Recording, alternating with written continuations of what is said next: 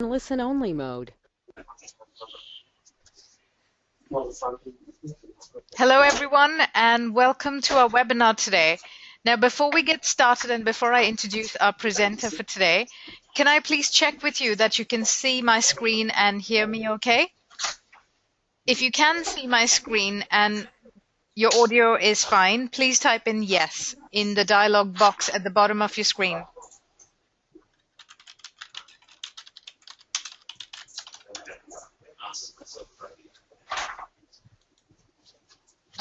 Fantastic. Yes, my insurance is invalidated. Thank you, everyone. Thanks.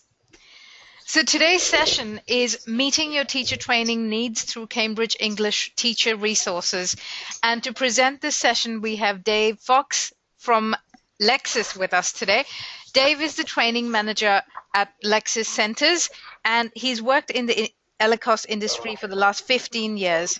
Now, Dave has done everything. He has been a teacher trainer, an academic manager, director of studies, and principal, and he is passionate about teacher training. So, Dave, welcome to the webinar today. Thank you very much. Thank you for having me. This session was actually something Dave presented at our conference in September last year. For those who missed it, we have Dave coming back and presenting this one more time because I think this is a topic that's quite close to our hearts. Most managers struggle to provide individual PD that is tailored to the unique requirements of the individual teachers in their team while keeping in mind organizational goals. So Dave is here to talk to us about his insights when using Cambridge English teacher resources, his experience adapting it to the needs of his team, and we're here to hear all about it. So Dave, over to you. Thank you very much. Afternoon, everyone. Thanks for joining us. I guess I'll just tell you a little bit about how this session came about. It sort of came from, as weird as it sounds, from a point of frustration. Sort of an initial frustration that I can remember from when I began with my own development and not knowing exactly where to go. And then from there, when I moved on to different roles, I was a head of teacher development at a really large school, and I didn't actually know what the teachers wanted in terms of their own PD, and so I kind of thought about this, and I've done a lot of work with Cambridge and kind of had a look at what they had to offer and came up with some solutions to it. But basically, I started off with the problems that I've had with PD for staff that I've been managing. And my first issue was generally determining a schedule that worked for everybody. Trying to get all of the teachers in the same place at the same time was always a big issue. The next one was making it relevant to everyone, making sure it was effective. You would have teachers who were fresh off CELTA versus teachers who've been doing this for 20 years. How can I marry up the needs of those two different staff members and make a worthwhile session for them? And because of these problems, I was finding that getting a positive attitude towards in-house PD was a bit of an issue. I think all of us and most teachers in the industry have the best intentions when it comes to PD, and I know myself from the EA webinars, I've signed up to just about all of them, and I probably make about 70% of them. But trying to get everyone in the same place and getting that positive attitude was something that I was really struggling to work with. And I just really needed to find a way to get everybody on board. And so basically what I'd like to talk about today, first, we need to find out how to provide this individualized PD for staff with the different skills, the different needs, and they've always got different levels of experience. my first issue was finding out what they needed. And today we're going to look at ways in which we can find that out. We've got the Cambridge English Teaching Framework, which I'm sure most of you are familiar with. It gives a really clear base to start from. And I also want to talk about something called the Cambridge English Teacher Development Tracker. So we'll look at those first, and then we'll have as a way to sort of narrow down what our teachers need, and then we'll have a look at the sort of thing that's available to them. First of all, I'd like to look at non-qualification based options, and we're going to look at the ways to develop further the five teaching leaders and Cambridge English Teacher. After that, we're going to go on and have a quick look at qualification based PD, and I've just picked 3 to look at today, and we're going to have a quick look at the Delta, the ICELT, and Train the Trainer. But why listen to me? You don't really know me, but I've got an opinion about these things, and I've got a little bit of knowledge. I say that loosely. This is basically my brain. As you can see, about 70% of it is devoted to stuff that's not really relevant. I'm a big fan of boxing. I'm a big fan of useless trivia and inappropriate humour. But I've got that little bit of English language teaching experience and knowledge. As Aparna mentioned, I started off as a teacher. I've moved on to being a senior teacher. I was the head of teacher development for a very large school in the Czech Republic. I've been a DOS. I've been a principal. I've been an academic manager. I'm currently a training manager, and I'm also a CELTA tutor. So I like to think I've got a little bit of knowledge about some of this stuff. But it all started a long time ago. In 2001, this was me. I arrived in Hungary. I had no job. I needed to work. Somebody recommended I take a CELTA course, and then I just started teaching. From then on, I was pretty much left to my own devices in terms of professional development. I had absolutely no idea of what I needed. I had no idea what was available, and I had no idea of where to get it. The PD organised by the school I was working at was fairly general, and as the only native speaker working there at the time, I was quite often expected to run most of it. Basically, I bought a copy of About Language and I winged it. And then a couple of years later did a Delta. What would have been really useful, and I'm really annoyed that this wasn't available at the time, was some way to evaluate my proficiency as a teacher, to find specific areas for improvement and some directed, narrowed in tasks that would help me improve. And I came up with this years later again when I was the head of teacher development. I had no real way of finding out clearly what each teacher needed in terms of professional development, where their strengths and weaknesses lay, and what they wanted to do, what they were interested in. And this is where these products from Cambridge have become really useful to me. Now, we all know about Cambridge. They're the knowledge experts in this industry, pretty much. They've been around forever, and most of their qualifications we've got. They're trusted, they know what they're doing, and you can rely. They've come up with the English Teaching Framework, which I think most of you are familiar with. It looks at teaching and competencies of teachers, across 5 categories. We've got learning and the learner, teaching, learning and assessment, language ability, language knowledge and awareness, and professional development and values. And it looks at those across 4 levels. So your foundation, developing, proficient, and expert. It allows teachers and institutions, or the academic managers of institutions, to identify where they are or where their teachers are in terms of their development and where they want to go, which is a great starting point, I find. But having a look at it, how do you use it? It takes a certain amount of self-awareness to read a descriptor and say, yep, this is me. So this is where the Cambridge English Development Tracker comes in. and I love this thing. It's great. It makes the framework easier to engage with. You can do all this for free. You log on, create an account, and then you answer a series of questions about the knowledge and skills in the different areas, and the tracker works out a profile for you. And you can see an overview of it, whether you're a foundation, developing, proficient, or expert in each of the categories.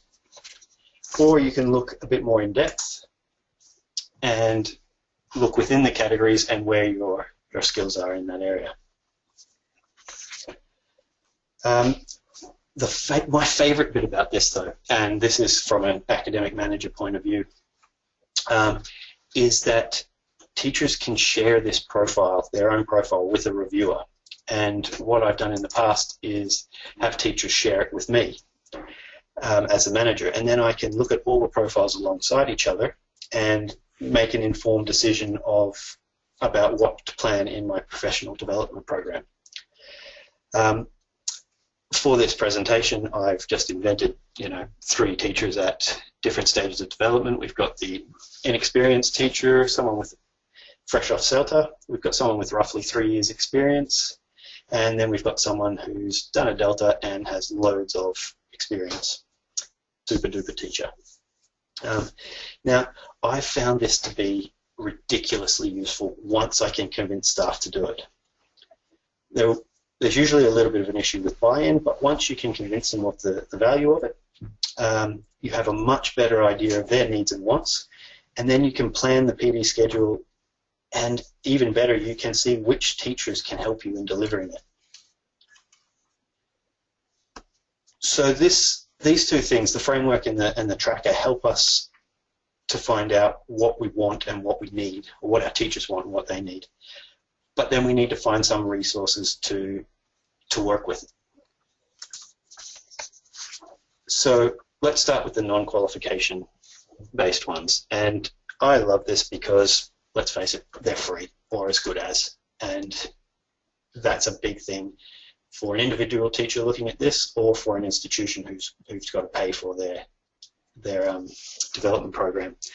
Now we've got the ways to develop further, we've got the 5 English teaching challenges, and the Cambridge English teacher. Now the ways to develop further, these are on the framework category pages. They look at each of the 5 categories of the framework, and they make suggestions on professional development options for teachers at each stage of development. This is the learning and the learner one. We've got old mate here with his lovely bow tie. And as you can see down the side, you can click on any of the sections and go to things there. Within each section, we have these ways to develop further. They look at the foundation, developing, proficient, and expert, and they give you a description of each one. If the description's not enough, you click on the See an Example, and it will give you a profile of somebody, a teacher at this level. So you can better decide where you are. And then you've got underneath that the ways to develop further in each section. Now these ways to develop further are categorized into clips to watch, articles and journals to read, things to do including lesson plans, handbooks, activities, and courses, so study stuff to do. As an academic manager, I can use these to offer personalized PD to each of my teachers regardless of their experience and needs. I can pick and choose stuff to give to them, which is great. Now, the next one I was looking at was the ways to develop further. Sorry, the 5 English teaching challenges. These are great for newer teachers, I find. Essentially, there are 5 challenges to choose from. Each challenge takes 5 weeks to complete, and it requires about 1 or 2 hours of commitment a week. I have started giving these out at the end of CELTA to trainees looking for things to do after the course. They seem to respond really, really well to it, and I really like the first one on it. The first challenge that you come across is creating a professional development plan that works for you. One of the things I try and push with all of my staff, but particularly with the CELTA trainees, is that you need to keep going. You need to keep learning. These courses are a start, but you've got to find out where to go, and you've got to keep working on your skills. So this is a great starting point for them. The next one is finding ways to motivate your learners. Then we've got finding new ways to identify and correct your learners' mistakes. Be more confident using digital resources, and grow your confidence in using English in class. Now, once you've completed each of these, you are issued with a record of achievement for each challenge, which teachers then can add to their professional development portfolio, and fantastically, they are free. So you don't have to have that big PD budget, which most of us don't have anyway. Now, the last one in this non-qualification based ones that I want to look at is the Cambridge English Teacher. Now, this isn't free, but it's pretty much as good as. And there are two ways you can look at this. There's individual teacher membership, which at the moment all teachers get a year's subscription after their CELTA course. And then there's institutional membership, which is something I've only just started playing around with, but I'm finding it really useful. So let's first have a look at the individual membership. What's good about this stuff? As you can see, this is the profile I created for this session. The perks of this are, of course, it's online and you can study at your own pace. You can do it when you want. It's accessible everywhere. And you get to choose the areas of interests or the needs that you have. When you sign up, you get you see the courses at the top there, the Grammar for Teachers Language Awareness course, which I've been a bit slack and not completed any of. It comes free with the membership. And then you get to choose another course. And I chose Apps for Teaching and Learning, which again I haven't actually touched. But you get these two free courses off the bat to start with, which is great. There's webinars, there are replays of webinars, there's consultant advice, you can look at careers, there's a whole lot of different things you can do there. If you have a chance to get in and play around with it, contact Cambridge and see if you can have a look for it. They can quite often sort out a trial for you. It's great to go in and see what's there. There's tons available. Now, the one that I have just started playing around with for our school in Japan is the institutional membership. And this I really like. It's got all the benefits of the individual membership, but there's more that you can do. So if we talk about the courses, there's in the institutional membership, for every seat that you have in the class, the virtual seats, you get a course with it, and then you can purchase more as you need. There are webinars. There's new content every 2 weeks. These replay whenever you want. There's regular publishing of journal articles and papers, and there's unlimited access to those. There's the networking opportunities of joining in discussions with people all over the world, lots and lots of industry professionals in there. The good thing about the institutional membership is you can create your private community as well. And you can add content and documents and schedule events on there. You get access to the International Job Board for recruitment. You have unlimited job adverts. And one thing I do like here is that you can search for candidates by your criteria, specific criteria that you choose. In terms of reputation, the institutional membership allows you to put the Cambridge institutional logo on your publicity and materials. And my favorite, and this is the control freak in me, is this control aspect where you can direct learning, you can monitor, and you can control the seats.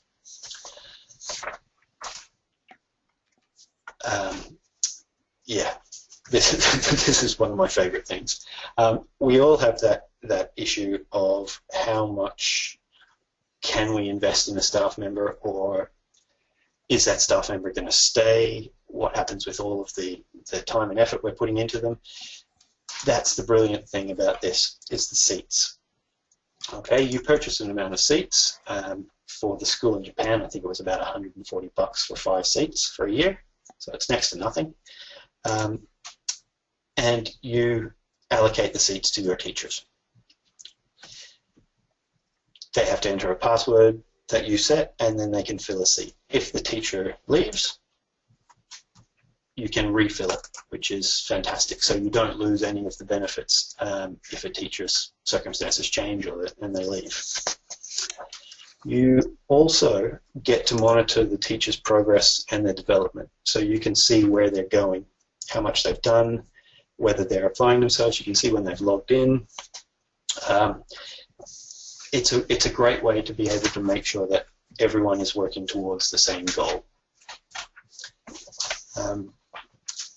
A couple of ways in which you can use not just the Cambridge English teacher, but the other two non-qualification based ways, so the ways to develop further and the 5 teaching challenges. There's a couple of ways that you can do it. Well, there's loads, but here's a couple that I've come up with. You get a teacher or a group of teachers to take a course. They meet, they discuss the topics, they conduct peer observations on the topics, and then they can lead workshops for other colleagues. Okay, this is just one way in which you can use this stuff. And it could be a challenge, it could be a course. You could also look at a teacher or a group of teachers choosing a webinar. They can access the site and read articles. And read articles and discuss the topic together before the webinar. They can do this either online on the discussion forum, or they can make the time to meet up depending on their schedules. They then attend the webinar, join the discussion. They can hold their own discussion following the webinar, and then there is plenty of opportunity for follow-up reading. One that I pay a lot more attention to, or I have paid a lot more attention to just because of the amount of CELTA training that I've been doing, is this third one, and it's looking at inexperienced, or teachers that are inexperienced in a particular area. So finding an area that they need to work on, selecting the people and the area for the development program, getting the teachers to observe each other, then taking the actual course that you want and looking at the articles and any webinars that are there. And then the part I like is moving into the team teaching and peer observations, which I think are really, really beneficial. And then if you wanted to formalize it a bit more, you could throw in, and I have put in the developmental observation at the end to see what sort of progress has been made. So basically these 3 non-qualification based avenues for development, they're continuous for everybody. They can keep teachers at brand new, fresh off CELTA to very experienced levels, working through and improving their skills and knowledge. They're also, in the fact that they're relatively cheap or free in the first 2 cases, cost effective and simple. If you don't have that huge budget, or that if you don't have a huge staff, you're not going to have a huge budget, these are a great way to enhance your existing training, to supplement it. The fact that it's Cambridge ensures that there's a certain standard, which I think we agree is really important. There is the opportunity for the branding, and I think it actually helps to attract and retain the best teachers. The best teachers, in my opinion, are the ones who want to keep progressing, who want to keep developing. And if you can't give them that, then why would they stay? Okay, so what about qualification based? After a while, you start as a teacher. I know for me it sort of worked in 2 or 3 year blocks. I started teaching, I got comfortable, I enjoyed it for the first 3 years, and then I wanted a challenge. So I did Delta and moved on. After 3 years, I wanted a bit more challenge, so I moved on to the next stage, did my management diploma. But I want teachers who want to upskill, okay? And I think we all do, because if I've got a teacher who's just there, you know, treading water, what's the point? It's that old thing of a teacher with 15 years experience or a teacher with 1 year's experience 15 times. For me, from a teaching point of view, I see that there are 2 logical strands for teachers to take if they're looking to go further in the industry. And that is sort of the teacher training or academic management side of things. If you really don't fancy having a life, sure, try both. But normally it's one or the other, and they're both quite a lot of fun in my experience.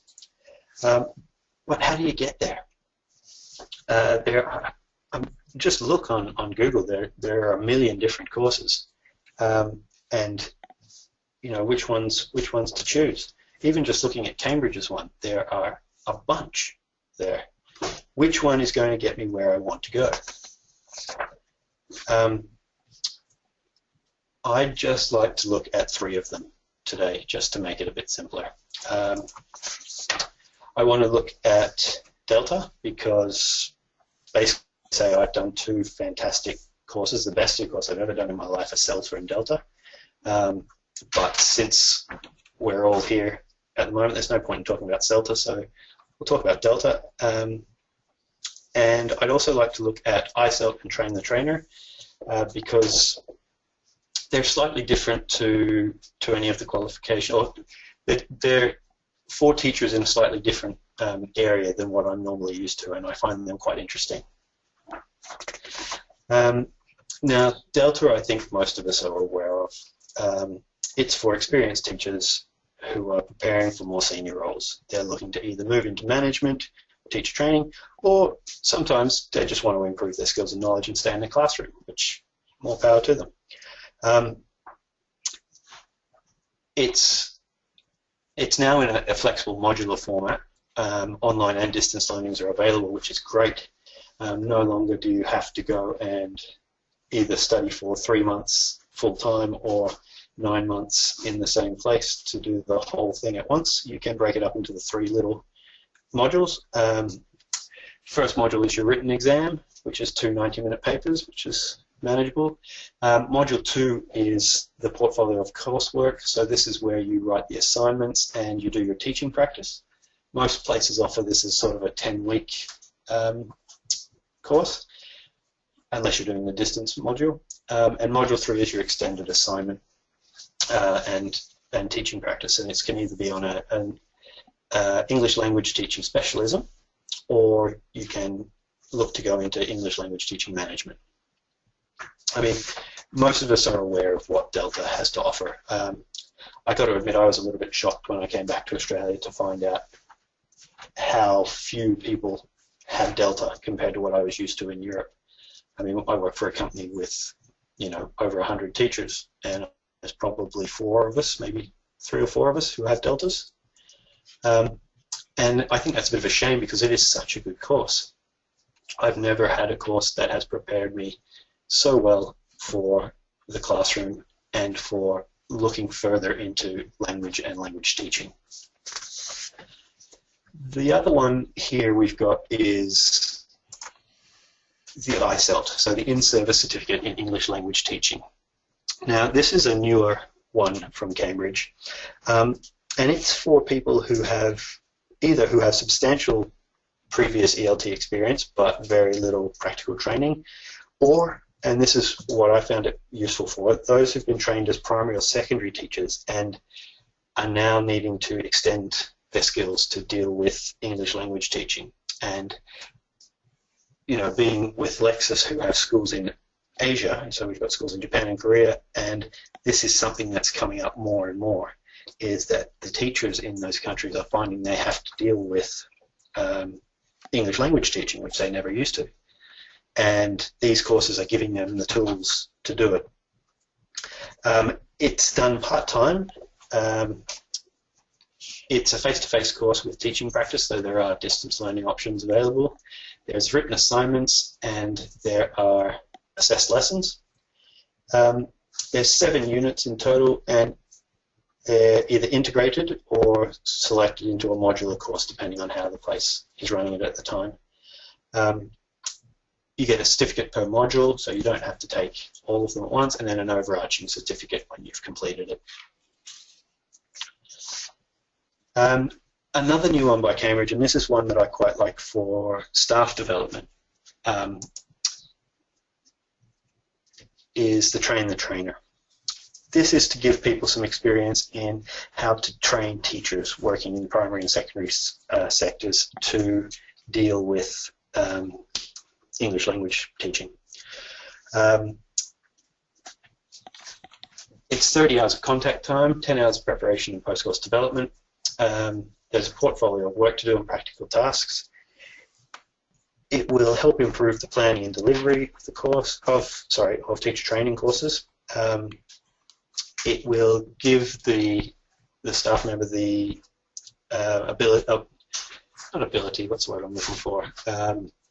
the training to give useful and supportive feedback from observations, which is, as I'm sure all academic managers know, a really useful skill to have. And it also enables participants to teach on other Cambridge qualification courses.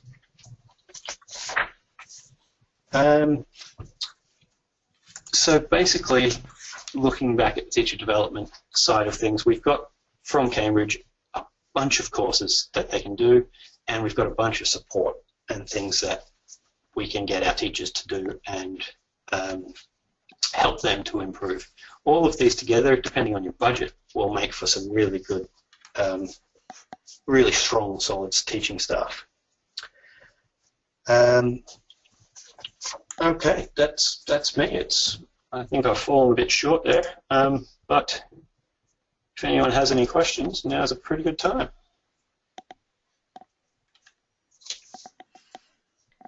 Thank you, Dave. If you have any questions for Dave, please type them in, and I'll relay them to Dave as I see your questions come up. So Dave, while the questions are coming in, I'd like to just get us started with a couple. Thank you so much for that brilliant overview. And for those of us who have taken part in some of the resources, listened to some of the webinars, we know how substantial they are and how useful they are. Now, from you, what we'd really like today is some insight into some of the teething problems maybe that you've had while adopting this at your center. You mentioned buy-in it's never easy. Buy-in's always been the biggest thing. Getting everyone on the same page at the start has been my biggest problem. But once we've been able to break down that initial barrier and getting people to see the benefit of it, generally it goes pretty smoothly from that point on. Mm-hmm. I mean, I think there's only been one or two teachers I've actually never been able to reason with, and basically it comes to, in this industry, you need to show professional development in order to move up the pay scale as well. So it's very useful for their own circumstances to partake in this sort of stuff. And once they've put the toe in the water, so to speak, it's been really easy to keep them interested, and they end up being the ones who are pushing the whole program. Yep. Again, just on cue, we have questions about buy-in coming up. Okay. One of the questions we have is, how did you break it down and help your staff see the benefits? Now, this question is double-pronged. So, for example, you've got to sell it to those above you and the team you manage. So how did you go about doing this? Okay, the way I worked into this was by using the non-qualification based ones first. In terms of dealing with pressure from above, they're free, or as good as $140. I think I said for the school in Japan for their teachers for a year is next to nothing. So in terms of cost, the fact that it doesn't cost a lot means that management are on board, and the fact that there's such a huge benefit to it in terms of making sure all of the staff are getting that PD and support, improving the quality of their teaching, and therefore, you know, customer satisfaction made it pretty easy to sell upwards. In terms of buy-in for the staff, I remember it was possibly about 2 years ago maybe, of talking to all of the staff in a staff meeting and saying, okay, well, where do you want to go with your PD? What do you want to do? And nobody being able to give me a clear answer of where they wanted to go. And that was when I came across the development tracker in an email that was sent out by Cambridge. And since I didn't have a PD session coming up for the following month, I think it was December or something, I made that the PD session that everyone had to do the development tracker, and they had to share it with me. And they all did it. Some with a little more cajoling than others. But then once we had that in, I then organised a staff meeting where we discussed the results of it. And I put it all together. I took all their names out of it and just put it up and say, okay, this many people are at this stage, this many people are at this stage, so we need to find a way to work together. And that whole thing of saying we're doing this together made a big, big difference. Yep. It was no longer management telling them what they needed. It was them being able to make a choice, and they could see, because they'd answered these questions, they could see on their profiles where they were lacking in knowledge. And then we could work together to find ways to improve that. Thank you, Dave. I might just, before I move on to the other buy-in questions, which might take us slightly off track, I might bring up this question about the lack of Delta in Australia that you mentioned. Does this have something to do with the amount of teachers who prefer doing master's degrees? Or I think it does.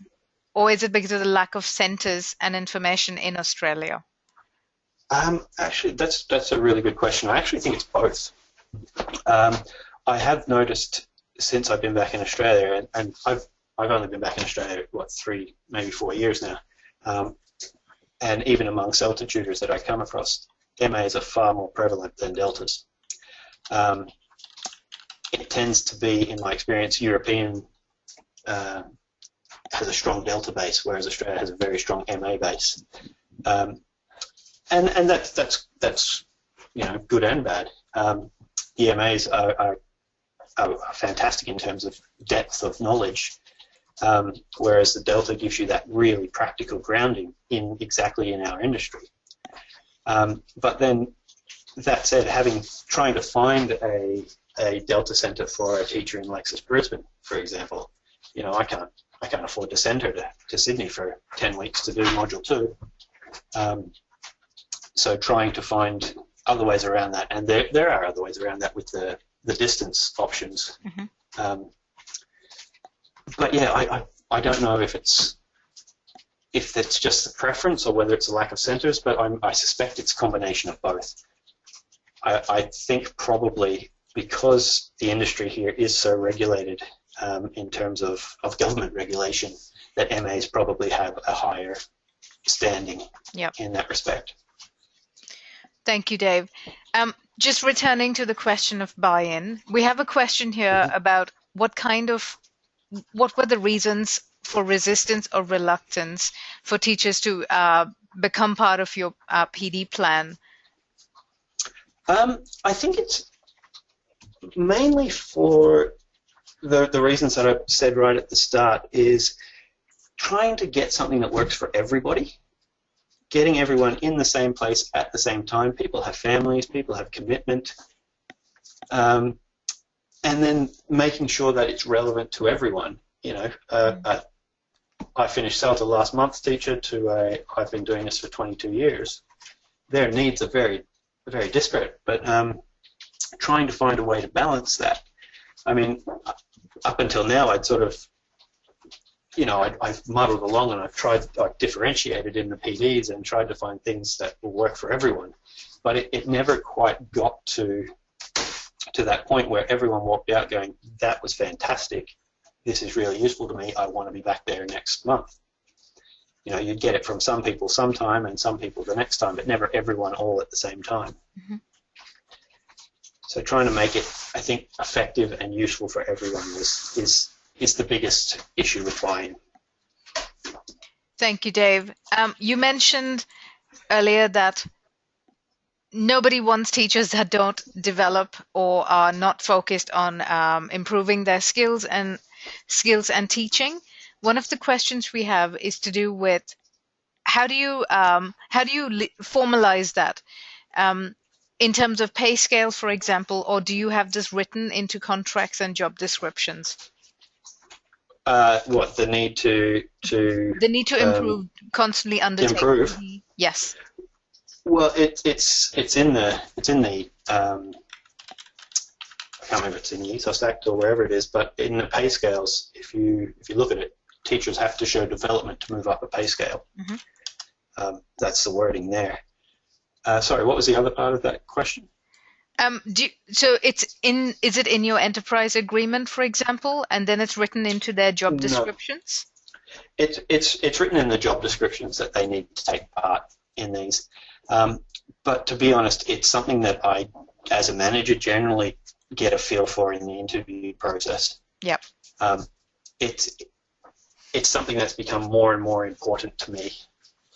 Not so much how fantastic are you now, but how fantastic do you want to be? Mm-hmm.